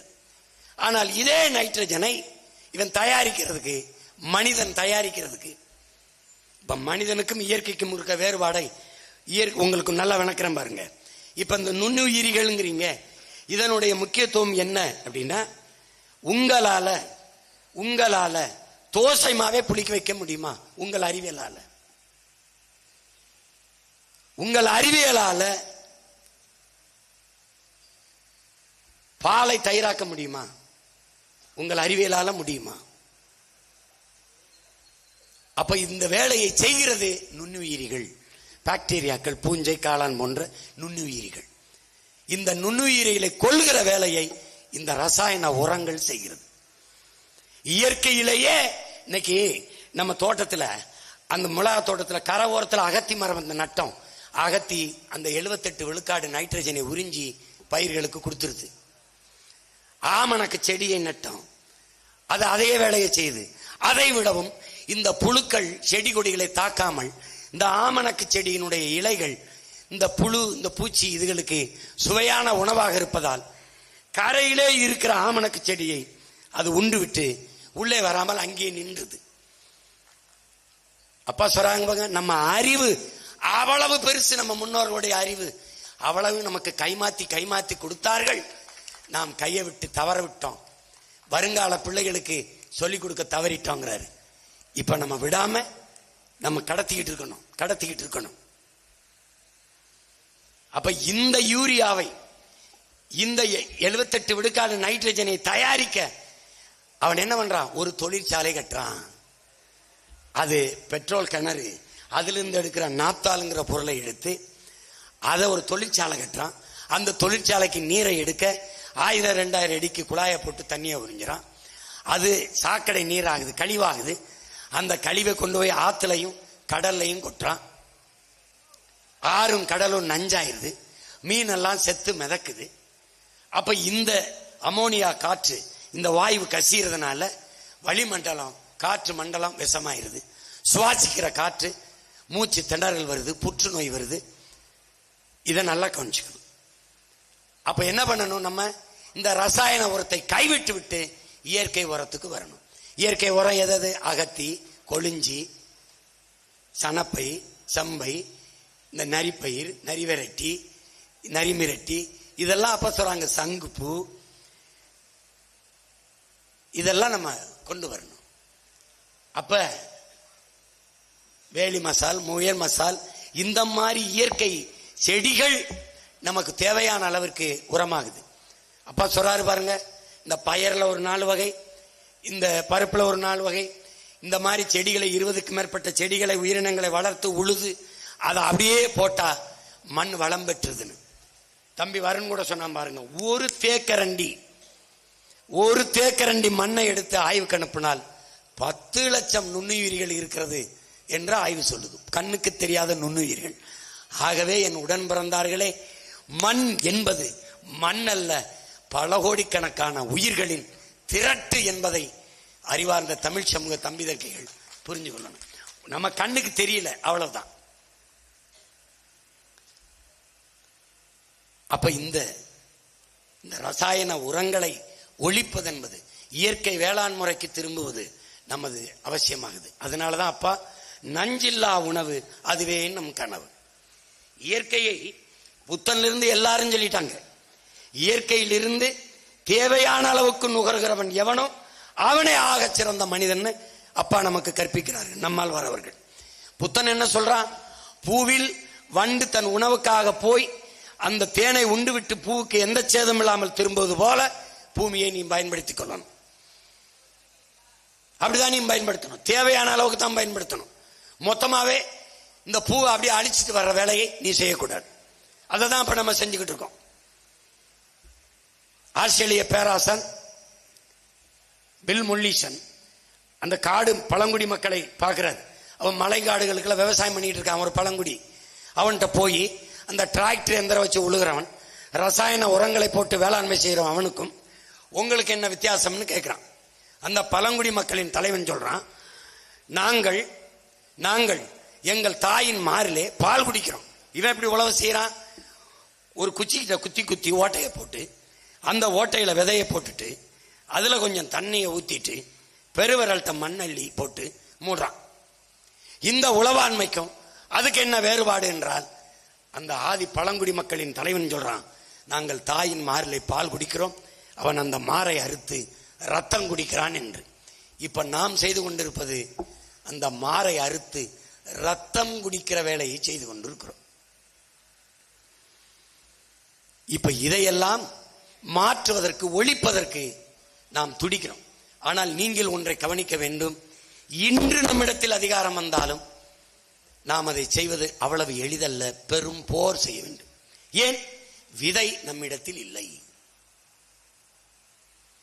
தமிழ் சமூகம் தன் மொழி மீட்சிக்கு ஒரு எழுத்திலிருந்து ஆ என்ற எழுத்திலிருந்து தொடங்க வேண்டி இருக்கிறது. மாற்றத்திற்கு ஒன்றிலிருந்தல்ல புள்ளியிலிருந்து தொடங்க வேண்டியது இருக்கிறது. வேளாண்மையை மீட்டுருவாக்கம் செய்ய ஒரு விதையிலிருந்து தொடங்க வேண்டியது இருக்கிறது. விதை இவர்களிடத்தில் இல்லை. நன்கு நீங்க கவனிச்சுக்கணும். நம்மளுடைய பாரம்பரிய நாட்டு மாடு இருக்குதா? இந்த நிகழ்ச்சி பார்த்தீங்கல்ல மக்கள் முன்னால், அதுல நான் எங்க அப்பாட்ட கேட்டேன், அப்பா பால் குடிக்கலாமா என்று கேட்டேன். பால் குடிக்கலாம், மாடு எங்கே இருக்கிறது என்று கேட்டார். தமிழ்நாடு அரசு ஆவின் பால் விற்கிறது, ஆ எங்கே இருக்கிறது? உங்கள் மனச்சான்றுக்கு எதிரில்லாமல் நீங்கள் பதில் சொல்லுங்கள். மாடு எங்கே இருக்கிறது? மாடு யார் வளர்க்கிறது? எப்படி? தமிழ்நாட்டிற்கு பால் ஆந்திராவிலிருந்து வருகிறது, தமிழ்நாட்டுக்கு கறி ஆந்திராவிலிருந்து வருகிறது. ஏன் நீங்கள் ஆடு மாடு வளர்ப்பதை அவமானமாக கருதுகிறீர்கள்? அதான் இங்க இருக்கிற பிரச்சனை, அதான் இங்க இருக்கிற சிக்கல். ஆடும் மாடும் வளர்ப்பது அவமானம் அல்ல, வருமானம், வெகுமானம் என்பதை தமிழ் இளம் தலைமுறையினர் புரிந்து கொள்ள வேண்டும். அப்ப விதையிலிருந்து மீளணும். நெல் ஆராய்ச்சி நிறுவனத்தின் தலைவர் ராத்தேலால் ஹெர்லால் ரிச்சாரியான்னு ஒரு பெரிய மனிதன், அவருக்கு வயதானவர், தன் வாழ்நாள் முழுமைக்கும் நாடெங்கும் பயணித்து 22,972 பாரம்பரிய நெல் வகைகளை சேமித்து வைத்திருந்தார். இந்த நாடு, இந்திய நாடு, 2003ஆம் ஆண்டு ஒரே நாளில் மொத்த விதையும் எடுத்து சின்சாண்டோ நிறுவனத்திற்கு கொடுத்துருச்சு. இந்திய நிலப்பரப்பில் ஒரே ஒரு கிழவன் அழுதான், ஐயோ எல்லாம் போச்சே என்று. அது என் உயிர் தகப்பன் நம்மாழ்வார் மட்டும்தான் இந்திய நிலத்திலே அழுதான். அந்த அழுகை, அந்த வலி, அந்த வேதனையின் வெளிப்பாடு நம்முடைய மதிப்பிற்குரிய பெருந்தகை ஐயா நெல் ஜெயராமனை அழைத்து, நீ இந்த பணியை செய்வாயா என்று அவரிடத்தில் ஒப்படைத்து, அவர் நாடெங்கிலும் பயணித்து 500க்கு குறைவில்லாத நம் பாரம்பரிய நெல் விதைகளை சேமித்து வைத்தார். நம்முடைய ஐயா நெல் ஜெயராமன் என்பவர் நம்முடைய அப்பா நம்மாழ்வார்களின் வழித்தோன்றல் என்பதை தமிழ் இளம் தலைமுறையினர் நினைவில் வைத்துக் கொள்ள வேண்டும். எனக்கு இன்னும் நினைவில் இருக்கிறது, ஐயா அவர்களுக்கு புற்று வந்த பிறகு மருத்துவமனையில் ஒரு சிகிச்சை எடுத்துக் கொண்டிருக்கும் போது என்னுடைய தம்பி இரா சரவணனும் நானும் அவரை போய் பார்த்திருக்கும் போது என் கையை பிடித்து கொண்டு, பேச்சு அதிகமாக வரவில்லை, சன்ன குரலில் பேசினார். தழுதழுத்து கண்களில் நீர் கசிந்து ஓடிக்கொண்டே இருந்தது. அது அவர் மரணத்தை பற்றி அல்ல, இந்த மண்ணின் மக்களின் எதிர்கால தலைமுறைகளை பற்றி, அவரின் அந்த மக்களை பற்றிய வழிதான் அவர் விழிகளில் வழிந்தோடிய கண்ணீர் என்பதை நான் புரிந்து கொண்டேன். நான் இப்படி செல்லுகிற போது சரவணன் கையை இறுக பிடித்து இழுத்து அவர்கிட்டே சொல்லுகிறார், என்னை விரலை காட்டி இவரை விட்டு விடாதீர்கள், இறுக பிடித்துக் கொள்ளுங்கள் என்று. அந்த குரல் இன்னும் என் செவிகளில் கேட்கிறது. பெருமக்களே, நீங்கள் எங்களோடு இல்லை, நீங்கள் கையளித்த கடமையை கைப்பற்றி நிற்கிறோம் நாம் தமிழர் பிள்ளைகள். கடைசி வரை உறுதியாக நின்று அதை நிறைவேற்றி காட்டுவோம். விதை பண்ணையை உருவாக்கி விதையை சேமித்தோம். எங்கள் அப்பா சொன்னது போது பல கோடி பனை திட்டம், 10 ஆண்டு பசுமை திட்டத்தை ஆட்சிக்கு வந்தால் நிறைவேற்றும் என்ற ஆட்சி வரவில் கொடுத்தோம். மரம் நடுவதை மக்கள் இயக்கமாக உங்கள் மகன் மாற்றுவேன். எப்படி மாற்றுவாய் சொல்றார் பாருங்க. 6 கோடி மக்கள், ஒரு மகன் 2 மரம் நட்டால் 12 கோடி மரங்களை உருவாக்கலாம். ஒரு மனிதனுக்கு தேவை 422 மரங்கள் சராசரி. ஒரு கார் வெளியிடுகிற நச்சு புகையை கட்டுப்படுத்த 6 மரங்கள். எத்தனை லட்சம் கார்கள், எவ்வளவு மரங்கள் எண்ணி பாருங்கள். இந்த தெருவிலே எவ்வளவு மரம், நாம் எத்தனை பேர்? எதுவும் இல்லை. அப்ப எப்படி வளர்ப்பாய் சீமான்? மரம் நடுதலை மக்கள் இயக்கமாக மாற்றுவேன். 10 ஆண்டு பசுமை திட்டம், பல கோடி பனை திட்டம். எப்படி? பள்ளிக்கூடத்தில் படிக்கிற ஒவ்வொரு மாணவ பிள்ளைக்கும் 10 மரக்கன்றுகளை நட்டால் 10 மதிப்பெண்கள் கூடுதல்.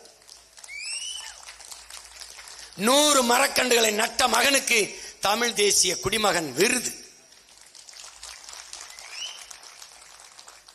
அவனை ஆயிரக்கணக்கான மரத்தை நட்டுவிட்டால் அவன் மரணத்தில் அரச மரியாதை. உறுப்புகளை தானம் செய்து உடலை தானம் செய்தால் அரசு மரியாதை.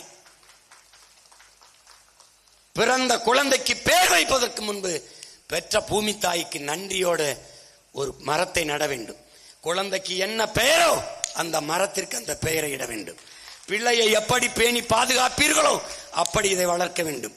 கிளை அந்த பக்கம் நீளுகிறது, ஜன்னலுக்குள் வருகிறது என்று கிளையை வெட்டினால் மனிதனின் கையை காலை வெட்டியதை போல கடும் குற்றம் என்று 6 மாசம் உள்ளதுக்கு போட்டுவிடுவேன்.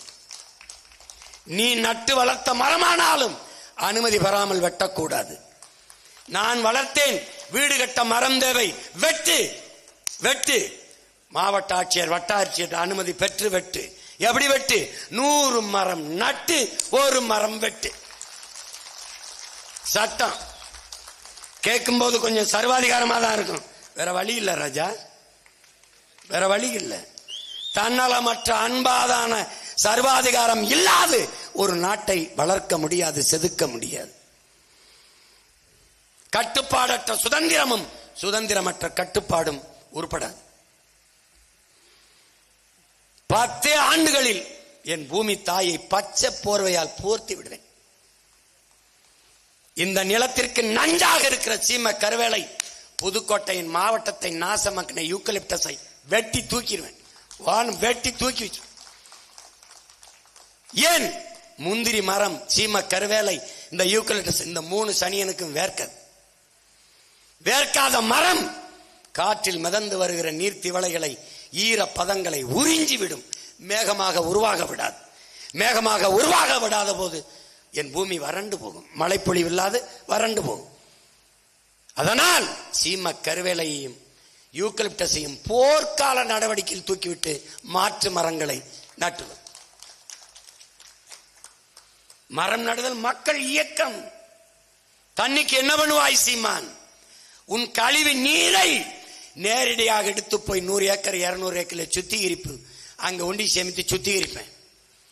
அந்த கழிவு கருப்பா வண்டலா படுகிறதை என் நிலத்தின் உரத்துக்கு விவசாயிகிட்ட கொடுத்துருவேன். நான் எதை விவசாயம் பார்ப்பேன், தூக்கிட்டு போயிடுவேன். இந்த நீரை, சுத்திகரிக்கிற நீரை சாலை போடுதல், மரம் வளர்த்தல், வீடு கட்டுதல், கட்டிட பணிகளுக்கு எடுத்துட்டு போயிடுவோம். ஒரு சொட்டு தண்ணியை வீணடிக்க மாட்டோம். ஏன்?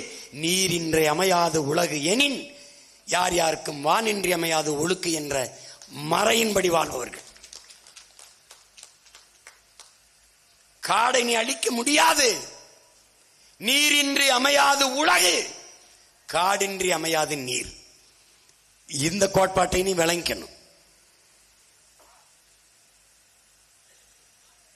பெருங்கனவு. அப்ப இயற்கையில் இருந்து குறைவாக நுகரணும், தேவைக்கேற்ப நுகரணுங்கிறாங்க. அப்பா அதுக்கு என்ன சொல்றாங்க பாருங்க. புத்தன் ஆசிரமத்துக்கு பார்வையிட வர்றான். அங்கே ஒரு சீடன் இது போல ஒரு மேலாடை போத்திருந்தான், கிழிஞ்சிருந்தது. அவன் என்ன செய்யறாரு? புத்தன் ஒரு புது ஆடையை கொடுக்கிறார். இதை வைத்துக்கொள், உனக்கு இதை போர்த்தி கொள் என்று. திரும்பி வருகிறார், இன்னொரு முறை வருகிறார். அந்த சீடனை பார்க்கிறார். நான் கொடுத்த மேலாடை உனக்கு பயன்படுகிறதா? ஆம் குருவே, பயன்படுகிறது. அப்ப பழைய அந்த மேலாடை என்ன செய்தாய்? அதை கிழித்து விரிப்பானாக வைத்துக் கொண்டேன் குருவே. கீழே படுக்கை விரிப்பாக வைத்துக் கொண்டேன் என்கிறான். அப்ப பழைய விரிப்பானை என்ன பண்ணினாய்? அதை கிழித்து தைத்து தலையணை உரையாக வைத்துக் கொண்டேன் குருவே. அப்ப பழைய தலையணை உரை என்ன பண்ணாய்? அதை காலடி மிதியாக போட்டு விட்டேன் குருவே. அதில் மிதித்துத்தான் நீங்கள் நடந்து வந்தீர்கள். ஓ அப்படியா?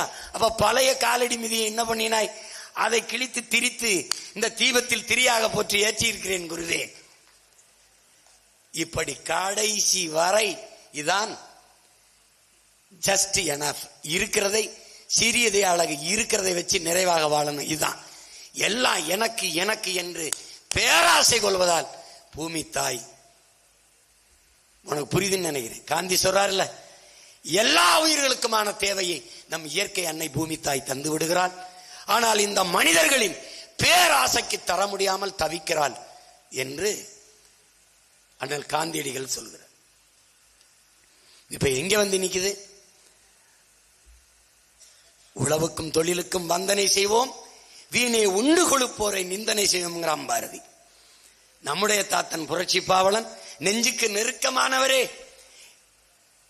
எலிகள் புசிக்க எல்லாம் கொடுத்தே சிங்க ஏறுகள் எங்கிடுமோ, புலிகள் நரிக்கு புசிப்பு அளித்தே பெரும் புதரினில் தூங்கிடுமோ, கிளியை விடுத்து கிளர்ந்து எழுவார்.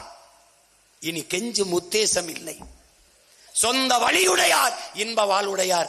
இந்த வார்த்தைக்கு சேதாரம் இல்லை, இந்த வார்த்தைக்கு மோசம் இல்லை என்று புரட்சி பாவலன் பாடுறான். இப்ப நம்ம என்ன செய்யணும்? கிளர்ந்து எழணும். எவன்கிட்ட கெஞ்சிக்கிட்டு இருக்க முடியாது. அதுக்கு ஒரே வழி அதிகாரத்தை. அப்பா சொல்றாரு பாருங்க, நம்முடைய எம்எல்ஏ நம்முடைய எம்பி இன்னும் வரவில்லை, வர வேண்டும். அதற்கு வாய்ப்பு இருக்கிறது. 2016 படைப்போம் புதிய அரசியல் வரலாறு. ஒரே விடிவுதான் இருக்கிறது. இந்த மண்ணை மக்களை பேரன்பு கொண்டு காதலிக்கிறவன் எவனோ அவனுக்கு அதிகாரம் வரணும். அது ஒட்டா வழி கிடையாது. நீ ஒரே ஒரு முறை என்கிட்ட கொடுத்து பாரு. இந்த நிலத்தை பூமியின் சொர்க்கமாக, கேரளாவை தானே கடவுளின் சொர்க்கம்ங்கிறான், கடவுளின் தேசம்ங்கிறான். 5 ஆண்டு விடுறா, கடவுள் வாழ்கிற நாடு என்று மாற்றி இந்த நாட்டை காட்டல என்ன பண்ற? எங்க பார்த்தாலும் பச்சை பசுமை, எங்க பார்த்தாலும் விளை நிலங்கள். நீ பயணித்து போகும்போது இங்க பார்த்தா 2000-3000 ஆடு, இங்க பார்த்தா மாடு, அங்க பார்த்தா கோழி, அங்க பார்த்தா காடு, அங்க பார்த்தா நீர்த்தேக்கம், அங்க பார்த்தா வேளாண் பண்ணை. பண்ணைனா அப்படி கூட்டு பண்ணை. என் பண்ணைக்குள்ள நீ வந்துட்ட, வெளியில போ. உனக்கு என்ன வேணும்? கீரை. என்ன கீரை வேணும்? வல்லாரை. என்ன வேணும்? பொன்னாங்கண்ணி. என்ன வேணும்? தண்டங்கீரை. என்ன வேணும்? முருங்கை. என்ன வேணும்? அகத்தை. எத்தனை வகை கீரையும் அத்தனை வகை என் பண்ணையில் இருக்கு. மீன் என்ன மீன் வேணும்? இருக்கு. வாத்து பன்னிக்கறியும் தான் இருக்கு. வேற என்ன வேணும்? ஆட்டுக்கறியும் தான் இருக்கு, கோழிக்கறியும் தான் இருக்கு. வேற என்ன வேணும்? என்ன வேணும்? ஒருங்கிணைந்த பண்ணை. ஒரு துளி ரசாயன உரம் இல்லாமல் விளைவிப்பேன். இந்த பூமி தாயின் நான் எங்க அப்பா வந்து மீத்தேனுக்கு போராடும் போது மீத்தேன் எப்படி உருவாகுது? இந்த பயோகேஸ் எங்க இருந்து வருது? எங்க இருந்து வருது? பூமியிலிருந்து. எப்படி? பல ஆயிரம் ஆண்டுகளுக்கு முன்னாடி பூமியில் புதைந்து மக்கி மண்ணோடு மண்ணாகி போய் காற்றின் அழுத்தத்தாலும் வெப்பத்தாலும் கரியாகி போயிருது. அந்த கரிதான் நிலக்கரி. நீ பாக்குற அந்த கரியில் வெடிப்பு இருக்கு, அந்த வெடிப்புக்குள்ளே காற்று இருக்கு. அந்த காற்றை உறிஞ்சி எடுத்தா அதான் பயோகேஸ், மீத்தேன், ஈத்தேன். இந்த காற்றை உறிஞ்சி எடுக்கிறதுக்கு ஆள் குழாய் 1000 அடிக்கு கீழே குழாயை போட்டு நீரை உறிஞ்சி முதல்ல வெளியே எடுத்தாதான் அந்த காற்றை எடுக்க முடியும். அப்ப நீரை உறிஞ்சி வெளியே எடுக்கிறான். நீ பார்ப்பது என் உடன் பிறந்தானே ஒரே ஒரு குழாய். ஒரு குழாய்க்குள்ள நீ பார்க்கிறது ஒரு மரம், அவ்வளவுதான் பார்க்கிற. அது கீழே ஒரு ஆணிவேர் பல ஆயிரக்கணக்கான பக்கவேர்களை விட்டு நிற்கும். அது மாதிரி ஒரு குழாய் கீழே பல நூற்றுக்கணக்கான குழாய்களை உள்ள விட்டு நீர் எடுத்து வெளியில ஊத்தி விட்டுருவான். அப்ப நிலத்தடி நீர் வறண்டும். நிலத்தடி நீரை உறிஞ்சி மேல ஊற்றும் போது கடல் மட்டத்திற்கு கீழே குழாயை போட்டு பூமியை நோண்டி கடல் நீர் மட்டத்திற்கு இணையாக கொண்டும் போது கடல் நீர் உள்ள போகும். கடல் நீரை உறிஞ்சி நிலத்தில் ஊற்றும் போது நிலம் உப்பளமா மாறும், விளையிற நிலமாக இல்லாமல் மாறிவிடும். உன் நிலம் பாலைவனமா ஆயிரும். அதனாலதான் என்ன சொல்றது? மீத்தேன் எடுக்காத. இப்ப நீ கேட்கல, நீ எழுதி வச்சுக்கடா. நம்மாழ்வார் மகன் ஒருத்த நாட்டில இருந்து சொல்றா, ஒரு நாள் நான் இந்த நிலத்தில் அதிகாரத்திற்கு வருகிற போது இதே ONGC பைப்பை கலட்டிக்கிட்டு ஓடல. என்னை கேளு,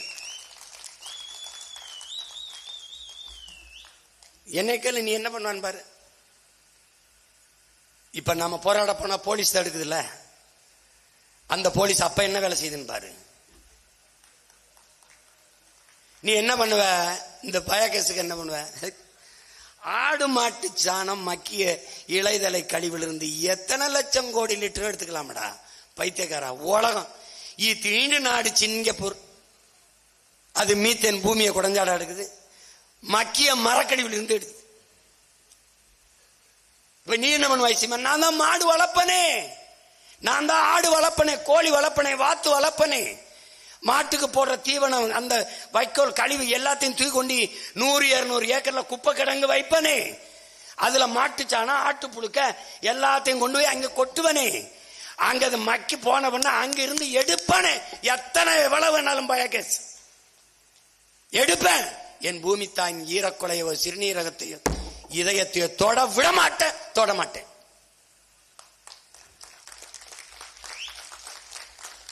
நான் இல்ல, நாளை மலர இருக்கிற தமிழ் தேசிய அரசு, நாம் தமிழர் கட்சியின் அரசு, நம்மாழ்வாரியன் என்கிற தகப்பன் கனவு கண்ட அரசு.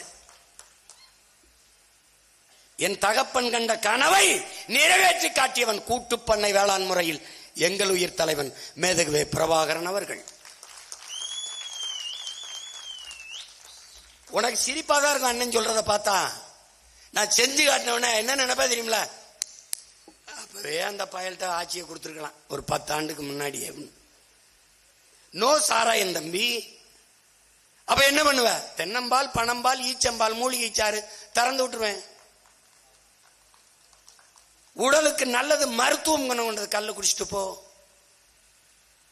அந்த காசு வேணாம், பணத்துக்கு பால் வித்துக்குருவேன். 9 லட்சம் கோடி இருக்குடா பாலின் சந்தை மதிப்பு. பைத்தியக்காரா, 9 லட்சம் கோடி. உனக்கு மாடு வளர்க்குறது, நீ வராத, நான் வளர்த்துக்கிறேன். வெக்கப்படுற? வாட்ச்மேன் வேலைக்கு நான் ஒரு பொறியாளர் விண்ணப்பிச்சிருக்கேன்டா, வாட்ச்மேன் வேலைக்கு. பைத்தியக்கார, படிச்சுட்டு MBA படிச்சுட்டு இது சுகி சுமோட்டால மோட்டர் பைக் ஓட்டி பீஸா பர்கரை விநியோகம் பண்ணிட்டு இருக்காண்டா. இங்க ஆடு மாடு வளர்க்க மாட்டார், அசிங்கம். ஒட்டகம் வைப்பாரு துபாயில போய். இங்க டீ கிளாஸ் கழுவ மாட்டாரு, சீச்சி இந்த சாதிக்கார பைய டீ கிளாஸ் கழுவுறதா. துபாயில போய் ஷேக்குக்கு கக்கூஸ் கழுவிட்டு உட்கார்ந்துருப்பாப்ல. உன் நோயிலிருந்து நீ வெளியேறு. எந்த வேலையும் செய்யலாம், இழிவல்ல. எந்த வேலையும் செய்யாமல் இருப்பதான் இழிவு. எங்களுக்கு ஒரு கனவு இருக்குடா, பிரபாகரன் மகன்களுக்கும் நம்மாழ்வார் பிள்ளைகளுக்கும் ஒரு கனவு இருக்குடா. இந்த பூமியை, என் தாய் நிலத்தை உலகத்தின் தலை சிறந்த நாடாக மாற்றி படைக்கணும். எங்கு பார்த்தாலும் காடு. 14 ஏக்கர்ல எங்க ஐயா மரம் மாசிலாமணி காடு வச்சிருக்காரு. அந்த புயல் சாச்சிருச்சு, கலங்காதீங்க. 14 ஏக்கர் நாடு காடு தான். நீ பாரு, நான் உருவாக்குறேன் இல்லையான்னு. தொடங்கி வச்சு நான் செத்துருவேன், என் பிள்ளைகள் கொண்டு போய் செத்துருப்பான். எங்க அப்ப எங்க அண்ணன் கையளித்த கனவு அவன் பிள்ளைகிட்ட, நான் கையளித்த கனவு முன்னாடி இருக்கிற லட்சக்கணக்கான பிள்ளைகிட்ட. என் அப்பனுக்கு பழனியில என் தம்பி எங்கள் சொல்ற மாதிரி 300 இளைஞர்களை தான் கூட்டினேன். இன்னைக்கு 36 லட்சம் மக்களை திரட்டியிருக்கேன். 36 66 66 1 கோடியை 26 மாற்ற முடியும். இதையே அவன் எதிர்பார்க்கலையே. இதையே ஏன் நானே எதிர்பார்க்கல. எங்க அண்ணன் சொல்லும் போதெல்லாம் அழுதேன். என்ன உண்மையிலே எங்க அண்ணன் நம்மளை என்ன இவர் நம்மளை ரொம்ப தான் இந்த வடிவேல் சொல்ற நம்மளை ரொம்ப நல்லதுன்னு நினைக்கிறான். அந்த மாதிரி என்னதுக்கு இதெல்லாம் நம்மளால செய்ய முடியுமான்னு.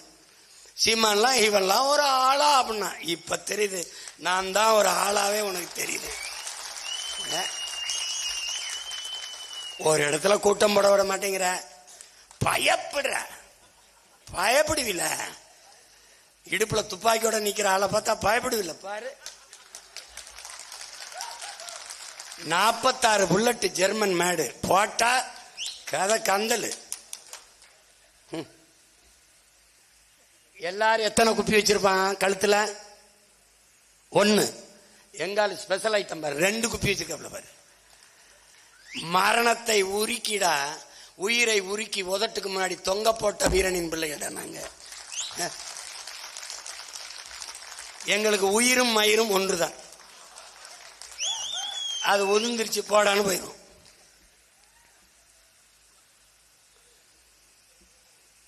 ஏன்னா எங்க அப்பாவை அடக்கம் பண்ணும்போது ஏங்கல்ஸ் நின்னா, அந்த உப்பை கொட்டும் போதுதான் நான் ரொம்ப பதறினேன். உப்பை எங்க அப்பா விரும்பல. அதனால பெரியவங்க எல்லாம் சொல்லும் போது நெல்லு ஜெயராமனை நம்மாழ்வாரையெல்லாம் மறந்துட்டா நம்ம பரம்பரை பிழையாயிரும்டா, தப்பாயிரும்.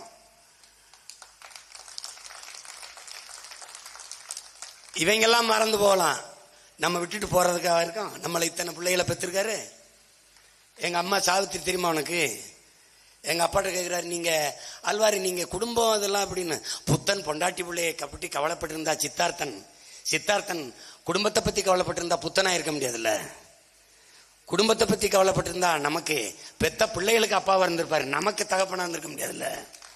இந்த மண்ணுக்கு மக்களுக்கு அப்பா இருந்திருக்க முடியாதுல்ல. அம்மா சாவித்திரி அம்மா சொன்னது எங்களுக்கு தெரியும்னு நினைக்கிறேன். எங்க அப்பா இறந்து கூடியிருந்த சனக்கூட்டத்தை பார்த்த உடனேதான், ஓ இந்த மனுஷன் இம்பிட்டு வேலை செஞ்சிருக்கானா, இவ்வளவு கூட்டத்தை சம்பாரிச்சிருக்கானான்னு அப்பதான் தெரிஞ்சிருக்குது. உனக்கு புரியுது இல்ல? பாரதி சொன்னான்லடா, பாரதி தனி ஒரு மனிதனுக்கு சோர்ல என்ன உலகத்தை அழிச்சிரும்னு. அவனை தனி ஒரு மனிதனுக்கு சோர்லைன்னா உலகத்தை அழிச்சிரும்ட்டான். அவனையே பட்னி போட்டதான்டா அந்த நாடு. அவனே பைத்தியக்கார பயலா பார்த்துச்சு. வாழுகிற வரை அவன் பைத்தியக்காரன், செத்தா மகாகவி. அது மாதிரிதான் நம்மாழ்வார் பேர்ல ஒரு பல்கலைக்கழகம் தேவையில்லடா. நம்ம அப்பனே நம் பல்கலைக்கழகம் தான். அவர் பல்கலைக்கழகத்தில் வைக்க வேண்டிய சிலபஸ் பாடத்திட்டத்தில் எழுதி கொடுத்துட்டாப்ல. அதெல்லாம் தான் தலைப்பா என் தம்பியை பேசினாங்க, நான் தான் கொடுத்தேன். அதுல நீ அவருடைய கனவு இந்த ஆழ்குழாய் கிணற ஒழிக்கணும். அதுல ஒரு நீ நுட்பமா பாத்தியா? நீ இப்ப மரம் இங்க இல்ல காட்டுறதுக்கு, இந்த மரம் எவ்வளவு வேற விடும், இந்த செடி கொடி எம்பிட்டு வேற விடும். ஆனா நீ 1000 அடிக்கு கீழே போய் தண்ணியை உறிஞ்சிக்கிட்டா இந்த மரம் வேற விட்டு எங்க போய் தேடும் தண்ணிய? எம்பிட்டு பெரிய துரோகி நீ, எம்பிட்டு பெரிய துரோகி. நான் உட்கார்ந்துருக்க நாக்காளிக்கிட்ட 2 போத்தல் வச்சிருக்கான் என் தம்பி திருமுருகன். ஒரு குண்டா ஒண்ணு இருக்குது, அப்புறம் நீட்டமா ஒண்ணு இருக்குது. அவன் காட்டினேன். இந்த தண்ணிக்கு பேர் என்ன தெரியுமாடா? Rock star. அவனுக்கு அந்த அந்த அந்த தண்ணிக்கு அவன் இந்த பட்டத்தை கொடுத்தான்னு தெரியல. Rock star. எவனோ அந்த மனோலாம் விற்கிறான், நம்மளும் தாகத்துக்கு வாங்கி குடிச்சிட்டு போறோம். இப்ப ஒரே கேள்வி, உனக்கு போத்தல்ல குடுவையில தண்ணி கிடைக்குது, யானைக்கு சிங்கத்துக்கு புலிக்கு கொக்குக்கு நாய்க்கு நரிக்கு சிட்டுக்கு இந்த வண்ணத்து பூச்சிக்கு இந்த வண்டுக்கெல்லாம் எங்க கிடைக்குங்கிறதான் கேள்வி. இதை பாரதியின் பேரர்கள், வள்ளுவனின் வாரிசுகள், நம்மாழ்வாரின் பிள்ளைகள் தான் இதை பத்தி சிந்திப்பேன் ஒழிய கருணாநிதியின் மகனும் பேரனுமா சிந்திப்பான்? அதை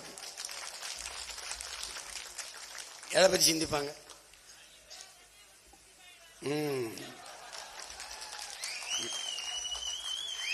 எங்க ஊர்ல நான் சின்ன பையலா இருக்கும்போதுப்பா ஒரு தாத்தா பல்பொடி விற்க வருவார்.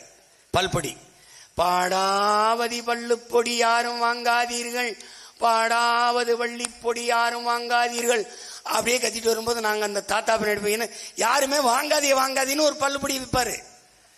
அது எங்களுக்கு வேடிக்கை இருக்கும்போது அம்மாட்டால அம்மா அந்த பல்பொடி வாங்கம்மான்னு, அந்த வாங்காதீங்கிற இது பாடாவதி பல்லுப்பொடி வாங்காதியே அப்படின்னு. ஆனா சொன்னா அது விரும்பி வாங்க அந்த தாத்தா சும்மா. அதே மாதிரி நம்ம தாத்தா, தயவு செய்து உங்கள் தந்தை போல இருந்து கேட்கிறேன், யாரும் குடிக்காதீர்கள், யாரும் குடிக்காதீர்கள், உங்கள் மேல் நான் சொல்கிறேன், யாரும் குடிக்காது. இதை விற்கிறது யார்? நான் தான், ஆனால் குடிக்காதீர்கள். எனக்கு இதை கேட்கும் போதெல்லாம் அந்த பாடாவதி பல்லுப்பொடி தாத்தா தான் ஞாபகத்துக்கு வர்றார். என்னடா ஒரு கொடுமை. ஐயோ ஐயோ. ஹோல்சேல் டீலரு அந்த கூறு வெட்டி விற்கிறவனை பார்த்து, கடையெடு கால கொடுமை. இங்க பாருங்க, இது 1 2 ஒரு நேரத்துல பேசி முடிக்கிற கனவு இல்ல. அப்பாவனுடைய கனவு பெருங்கனவு. ரசாயன உரங்களை ஒழிக்கணும், விதையை மீட்கணும். இப்ப நம்மகிட்ட அதிகாரம் வருது, என்ன பண்றது? பாரம்பரிய மாட்டை திருப்பி மீட்க பிரேசிலுக்கு நம்ம போகணும். அவன் நம்முடைய விந்தணுக்களை எடுத்துக்கிட்டு போயிட்டு அவன் நாடங்களும் நாட்டு மாட்டு நம்முடைய ரகங்களை உருவாக்கிட்டான். இவன் எப்படி சந்தைப்படுத்தினான்னா, நம்முடைய பால், எருமை பசு பால் A1, அதாவது A2 மில்க்னு இதை வித்துட்டான், A2ன்னு வித்துட்டான். இதுதான் தாயின் பாலுக்கு இணையான சத்துள்ள உணவு. நீ எருமை கருப்பா இருக்கிறதுனால அதை வெறுக்கிற. ரொம்ப சுவையா சத்துள்ள பால் எருமை பால் தான், அதை நீ வெறுத்துற. இது கருப்பு உனக்கு பிடிக்காதுல்ல, வெறுத்துற. நம்மளுடைய பாலை A2 ஆக்கி அவனுடைய பால் இருக்கு பாரு A1, அது 1ல உனக்கு மயக்க இருக்கு, அது ஒரு சிறப்பு போல இருக்குன்ட்டு இந்த சீம பசு நமக்கு இந்த பசை கொடுத்துட்டு அமெரிக்கா போன்ற பிரிட்டன் போன்ற மேலை நாடுகள் இங்க A2 மில்க் கிடைக்கும்னு கதையில எழுதி வச்சு வைக்கிறான். இப்ப எல்லாவற்றையும் மீட்டுருவாக்கம் செய்யணும்னா நீ ஒரே வழிதான் இருக்கு, ஒரே வழிதான் இருக்கு. உன் பிள்ளைகள் எங்களுக்கு அதிகாரத்தை கொடுப்பதை தவிர வேற வழி கிடையாது. இல்லைன்னா முச்சந்தில் நின்று கத்திட்டே சாக முடியாது. இல்ல, சாதிக்கணும் சாதிக்கணும் சாதிக்கணும்னா அதிகாரம் மிக அவசியப்படுது. அறிவார்ந்த பெருமக்கள், பேரன்பு மிக்க எனது சொந்தங்கள், 8 மணிக்கெல்லாம் கொடுங்கடான்னு சொன்னேன் சிற்றூர்னு. எல்லாருக்கும் பேச கத்துக் கொடுத்தது எவ்வளவு பெரிய பிரச்சனைன்னு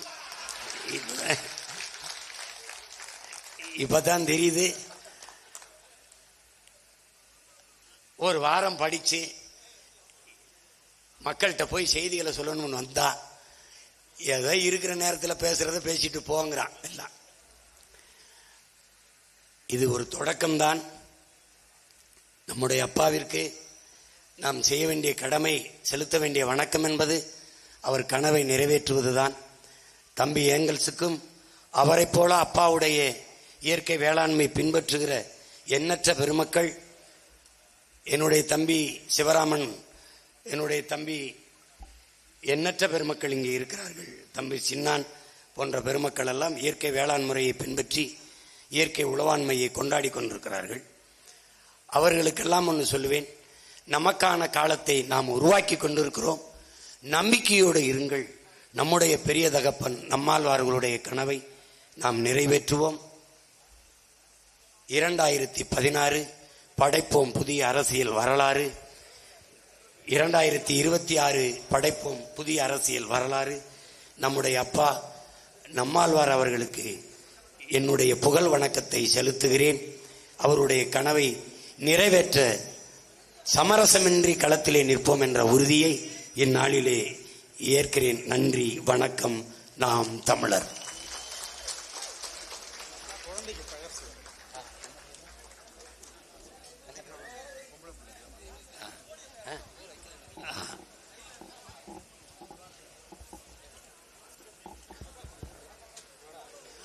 இந்த அன்பு செல்வத்திற்கு நம்முடைய அப்பா பெயரை எடுத்து ஆழ்வார் திருமகள் என்று பெயரை வைக்கிறேன்.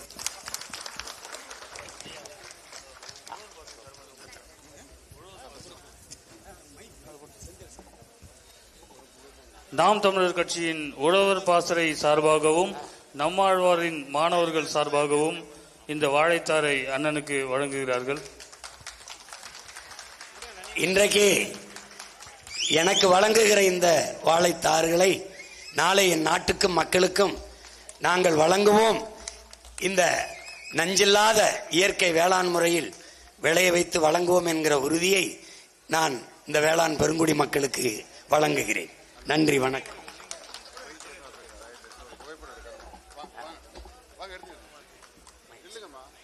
வண்டியில எந்த வண்டி ஊருக்கு வருது, எந்த வண்டி ஊருக்கு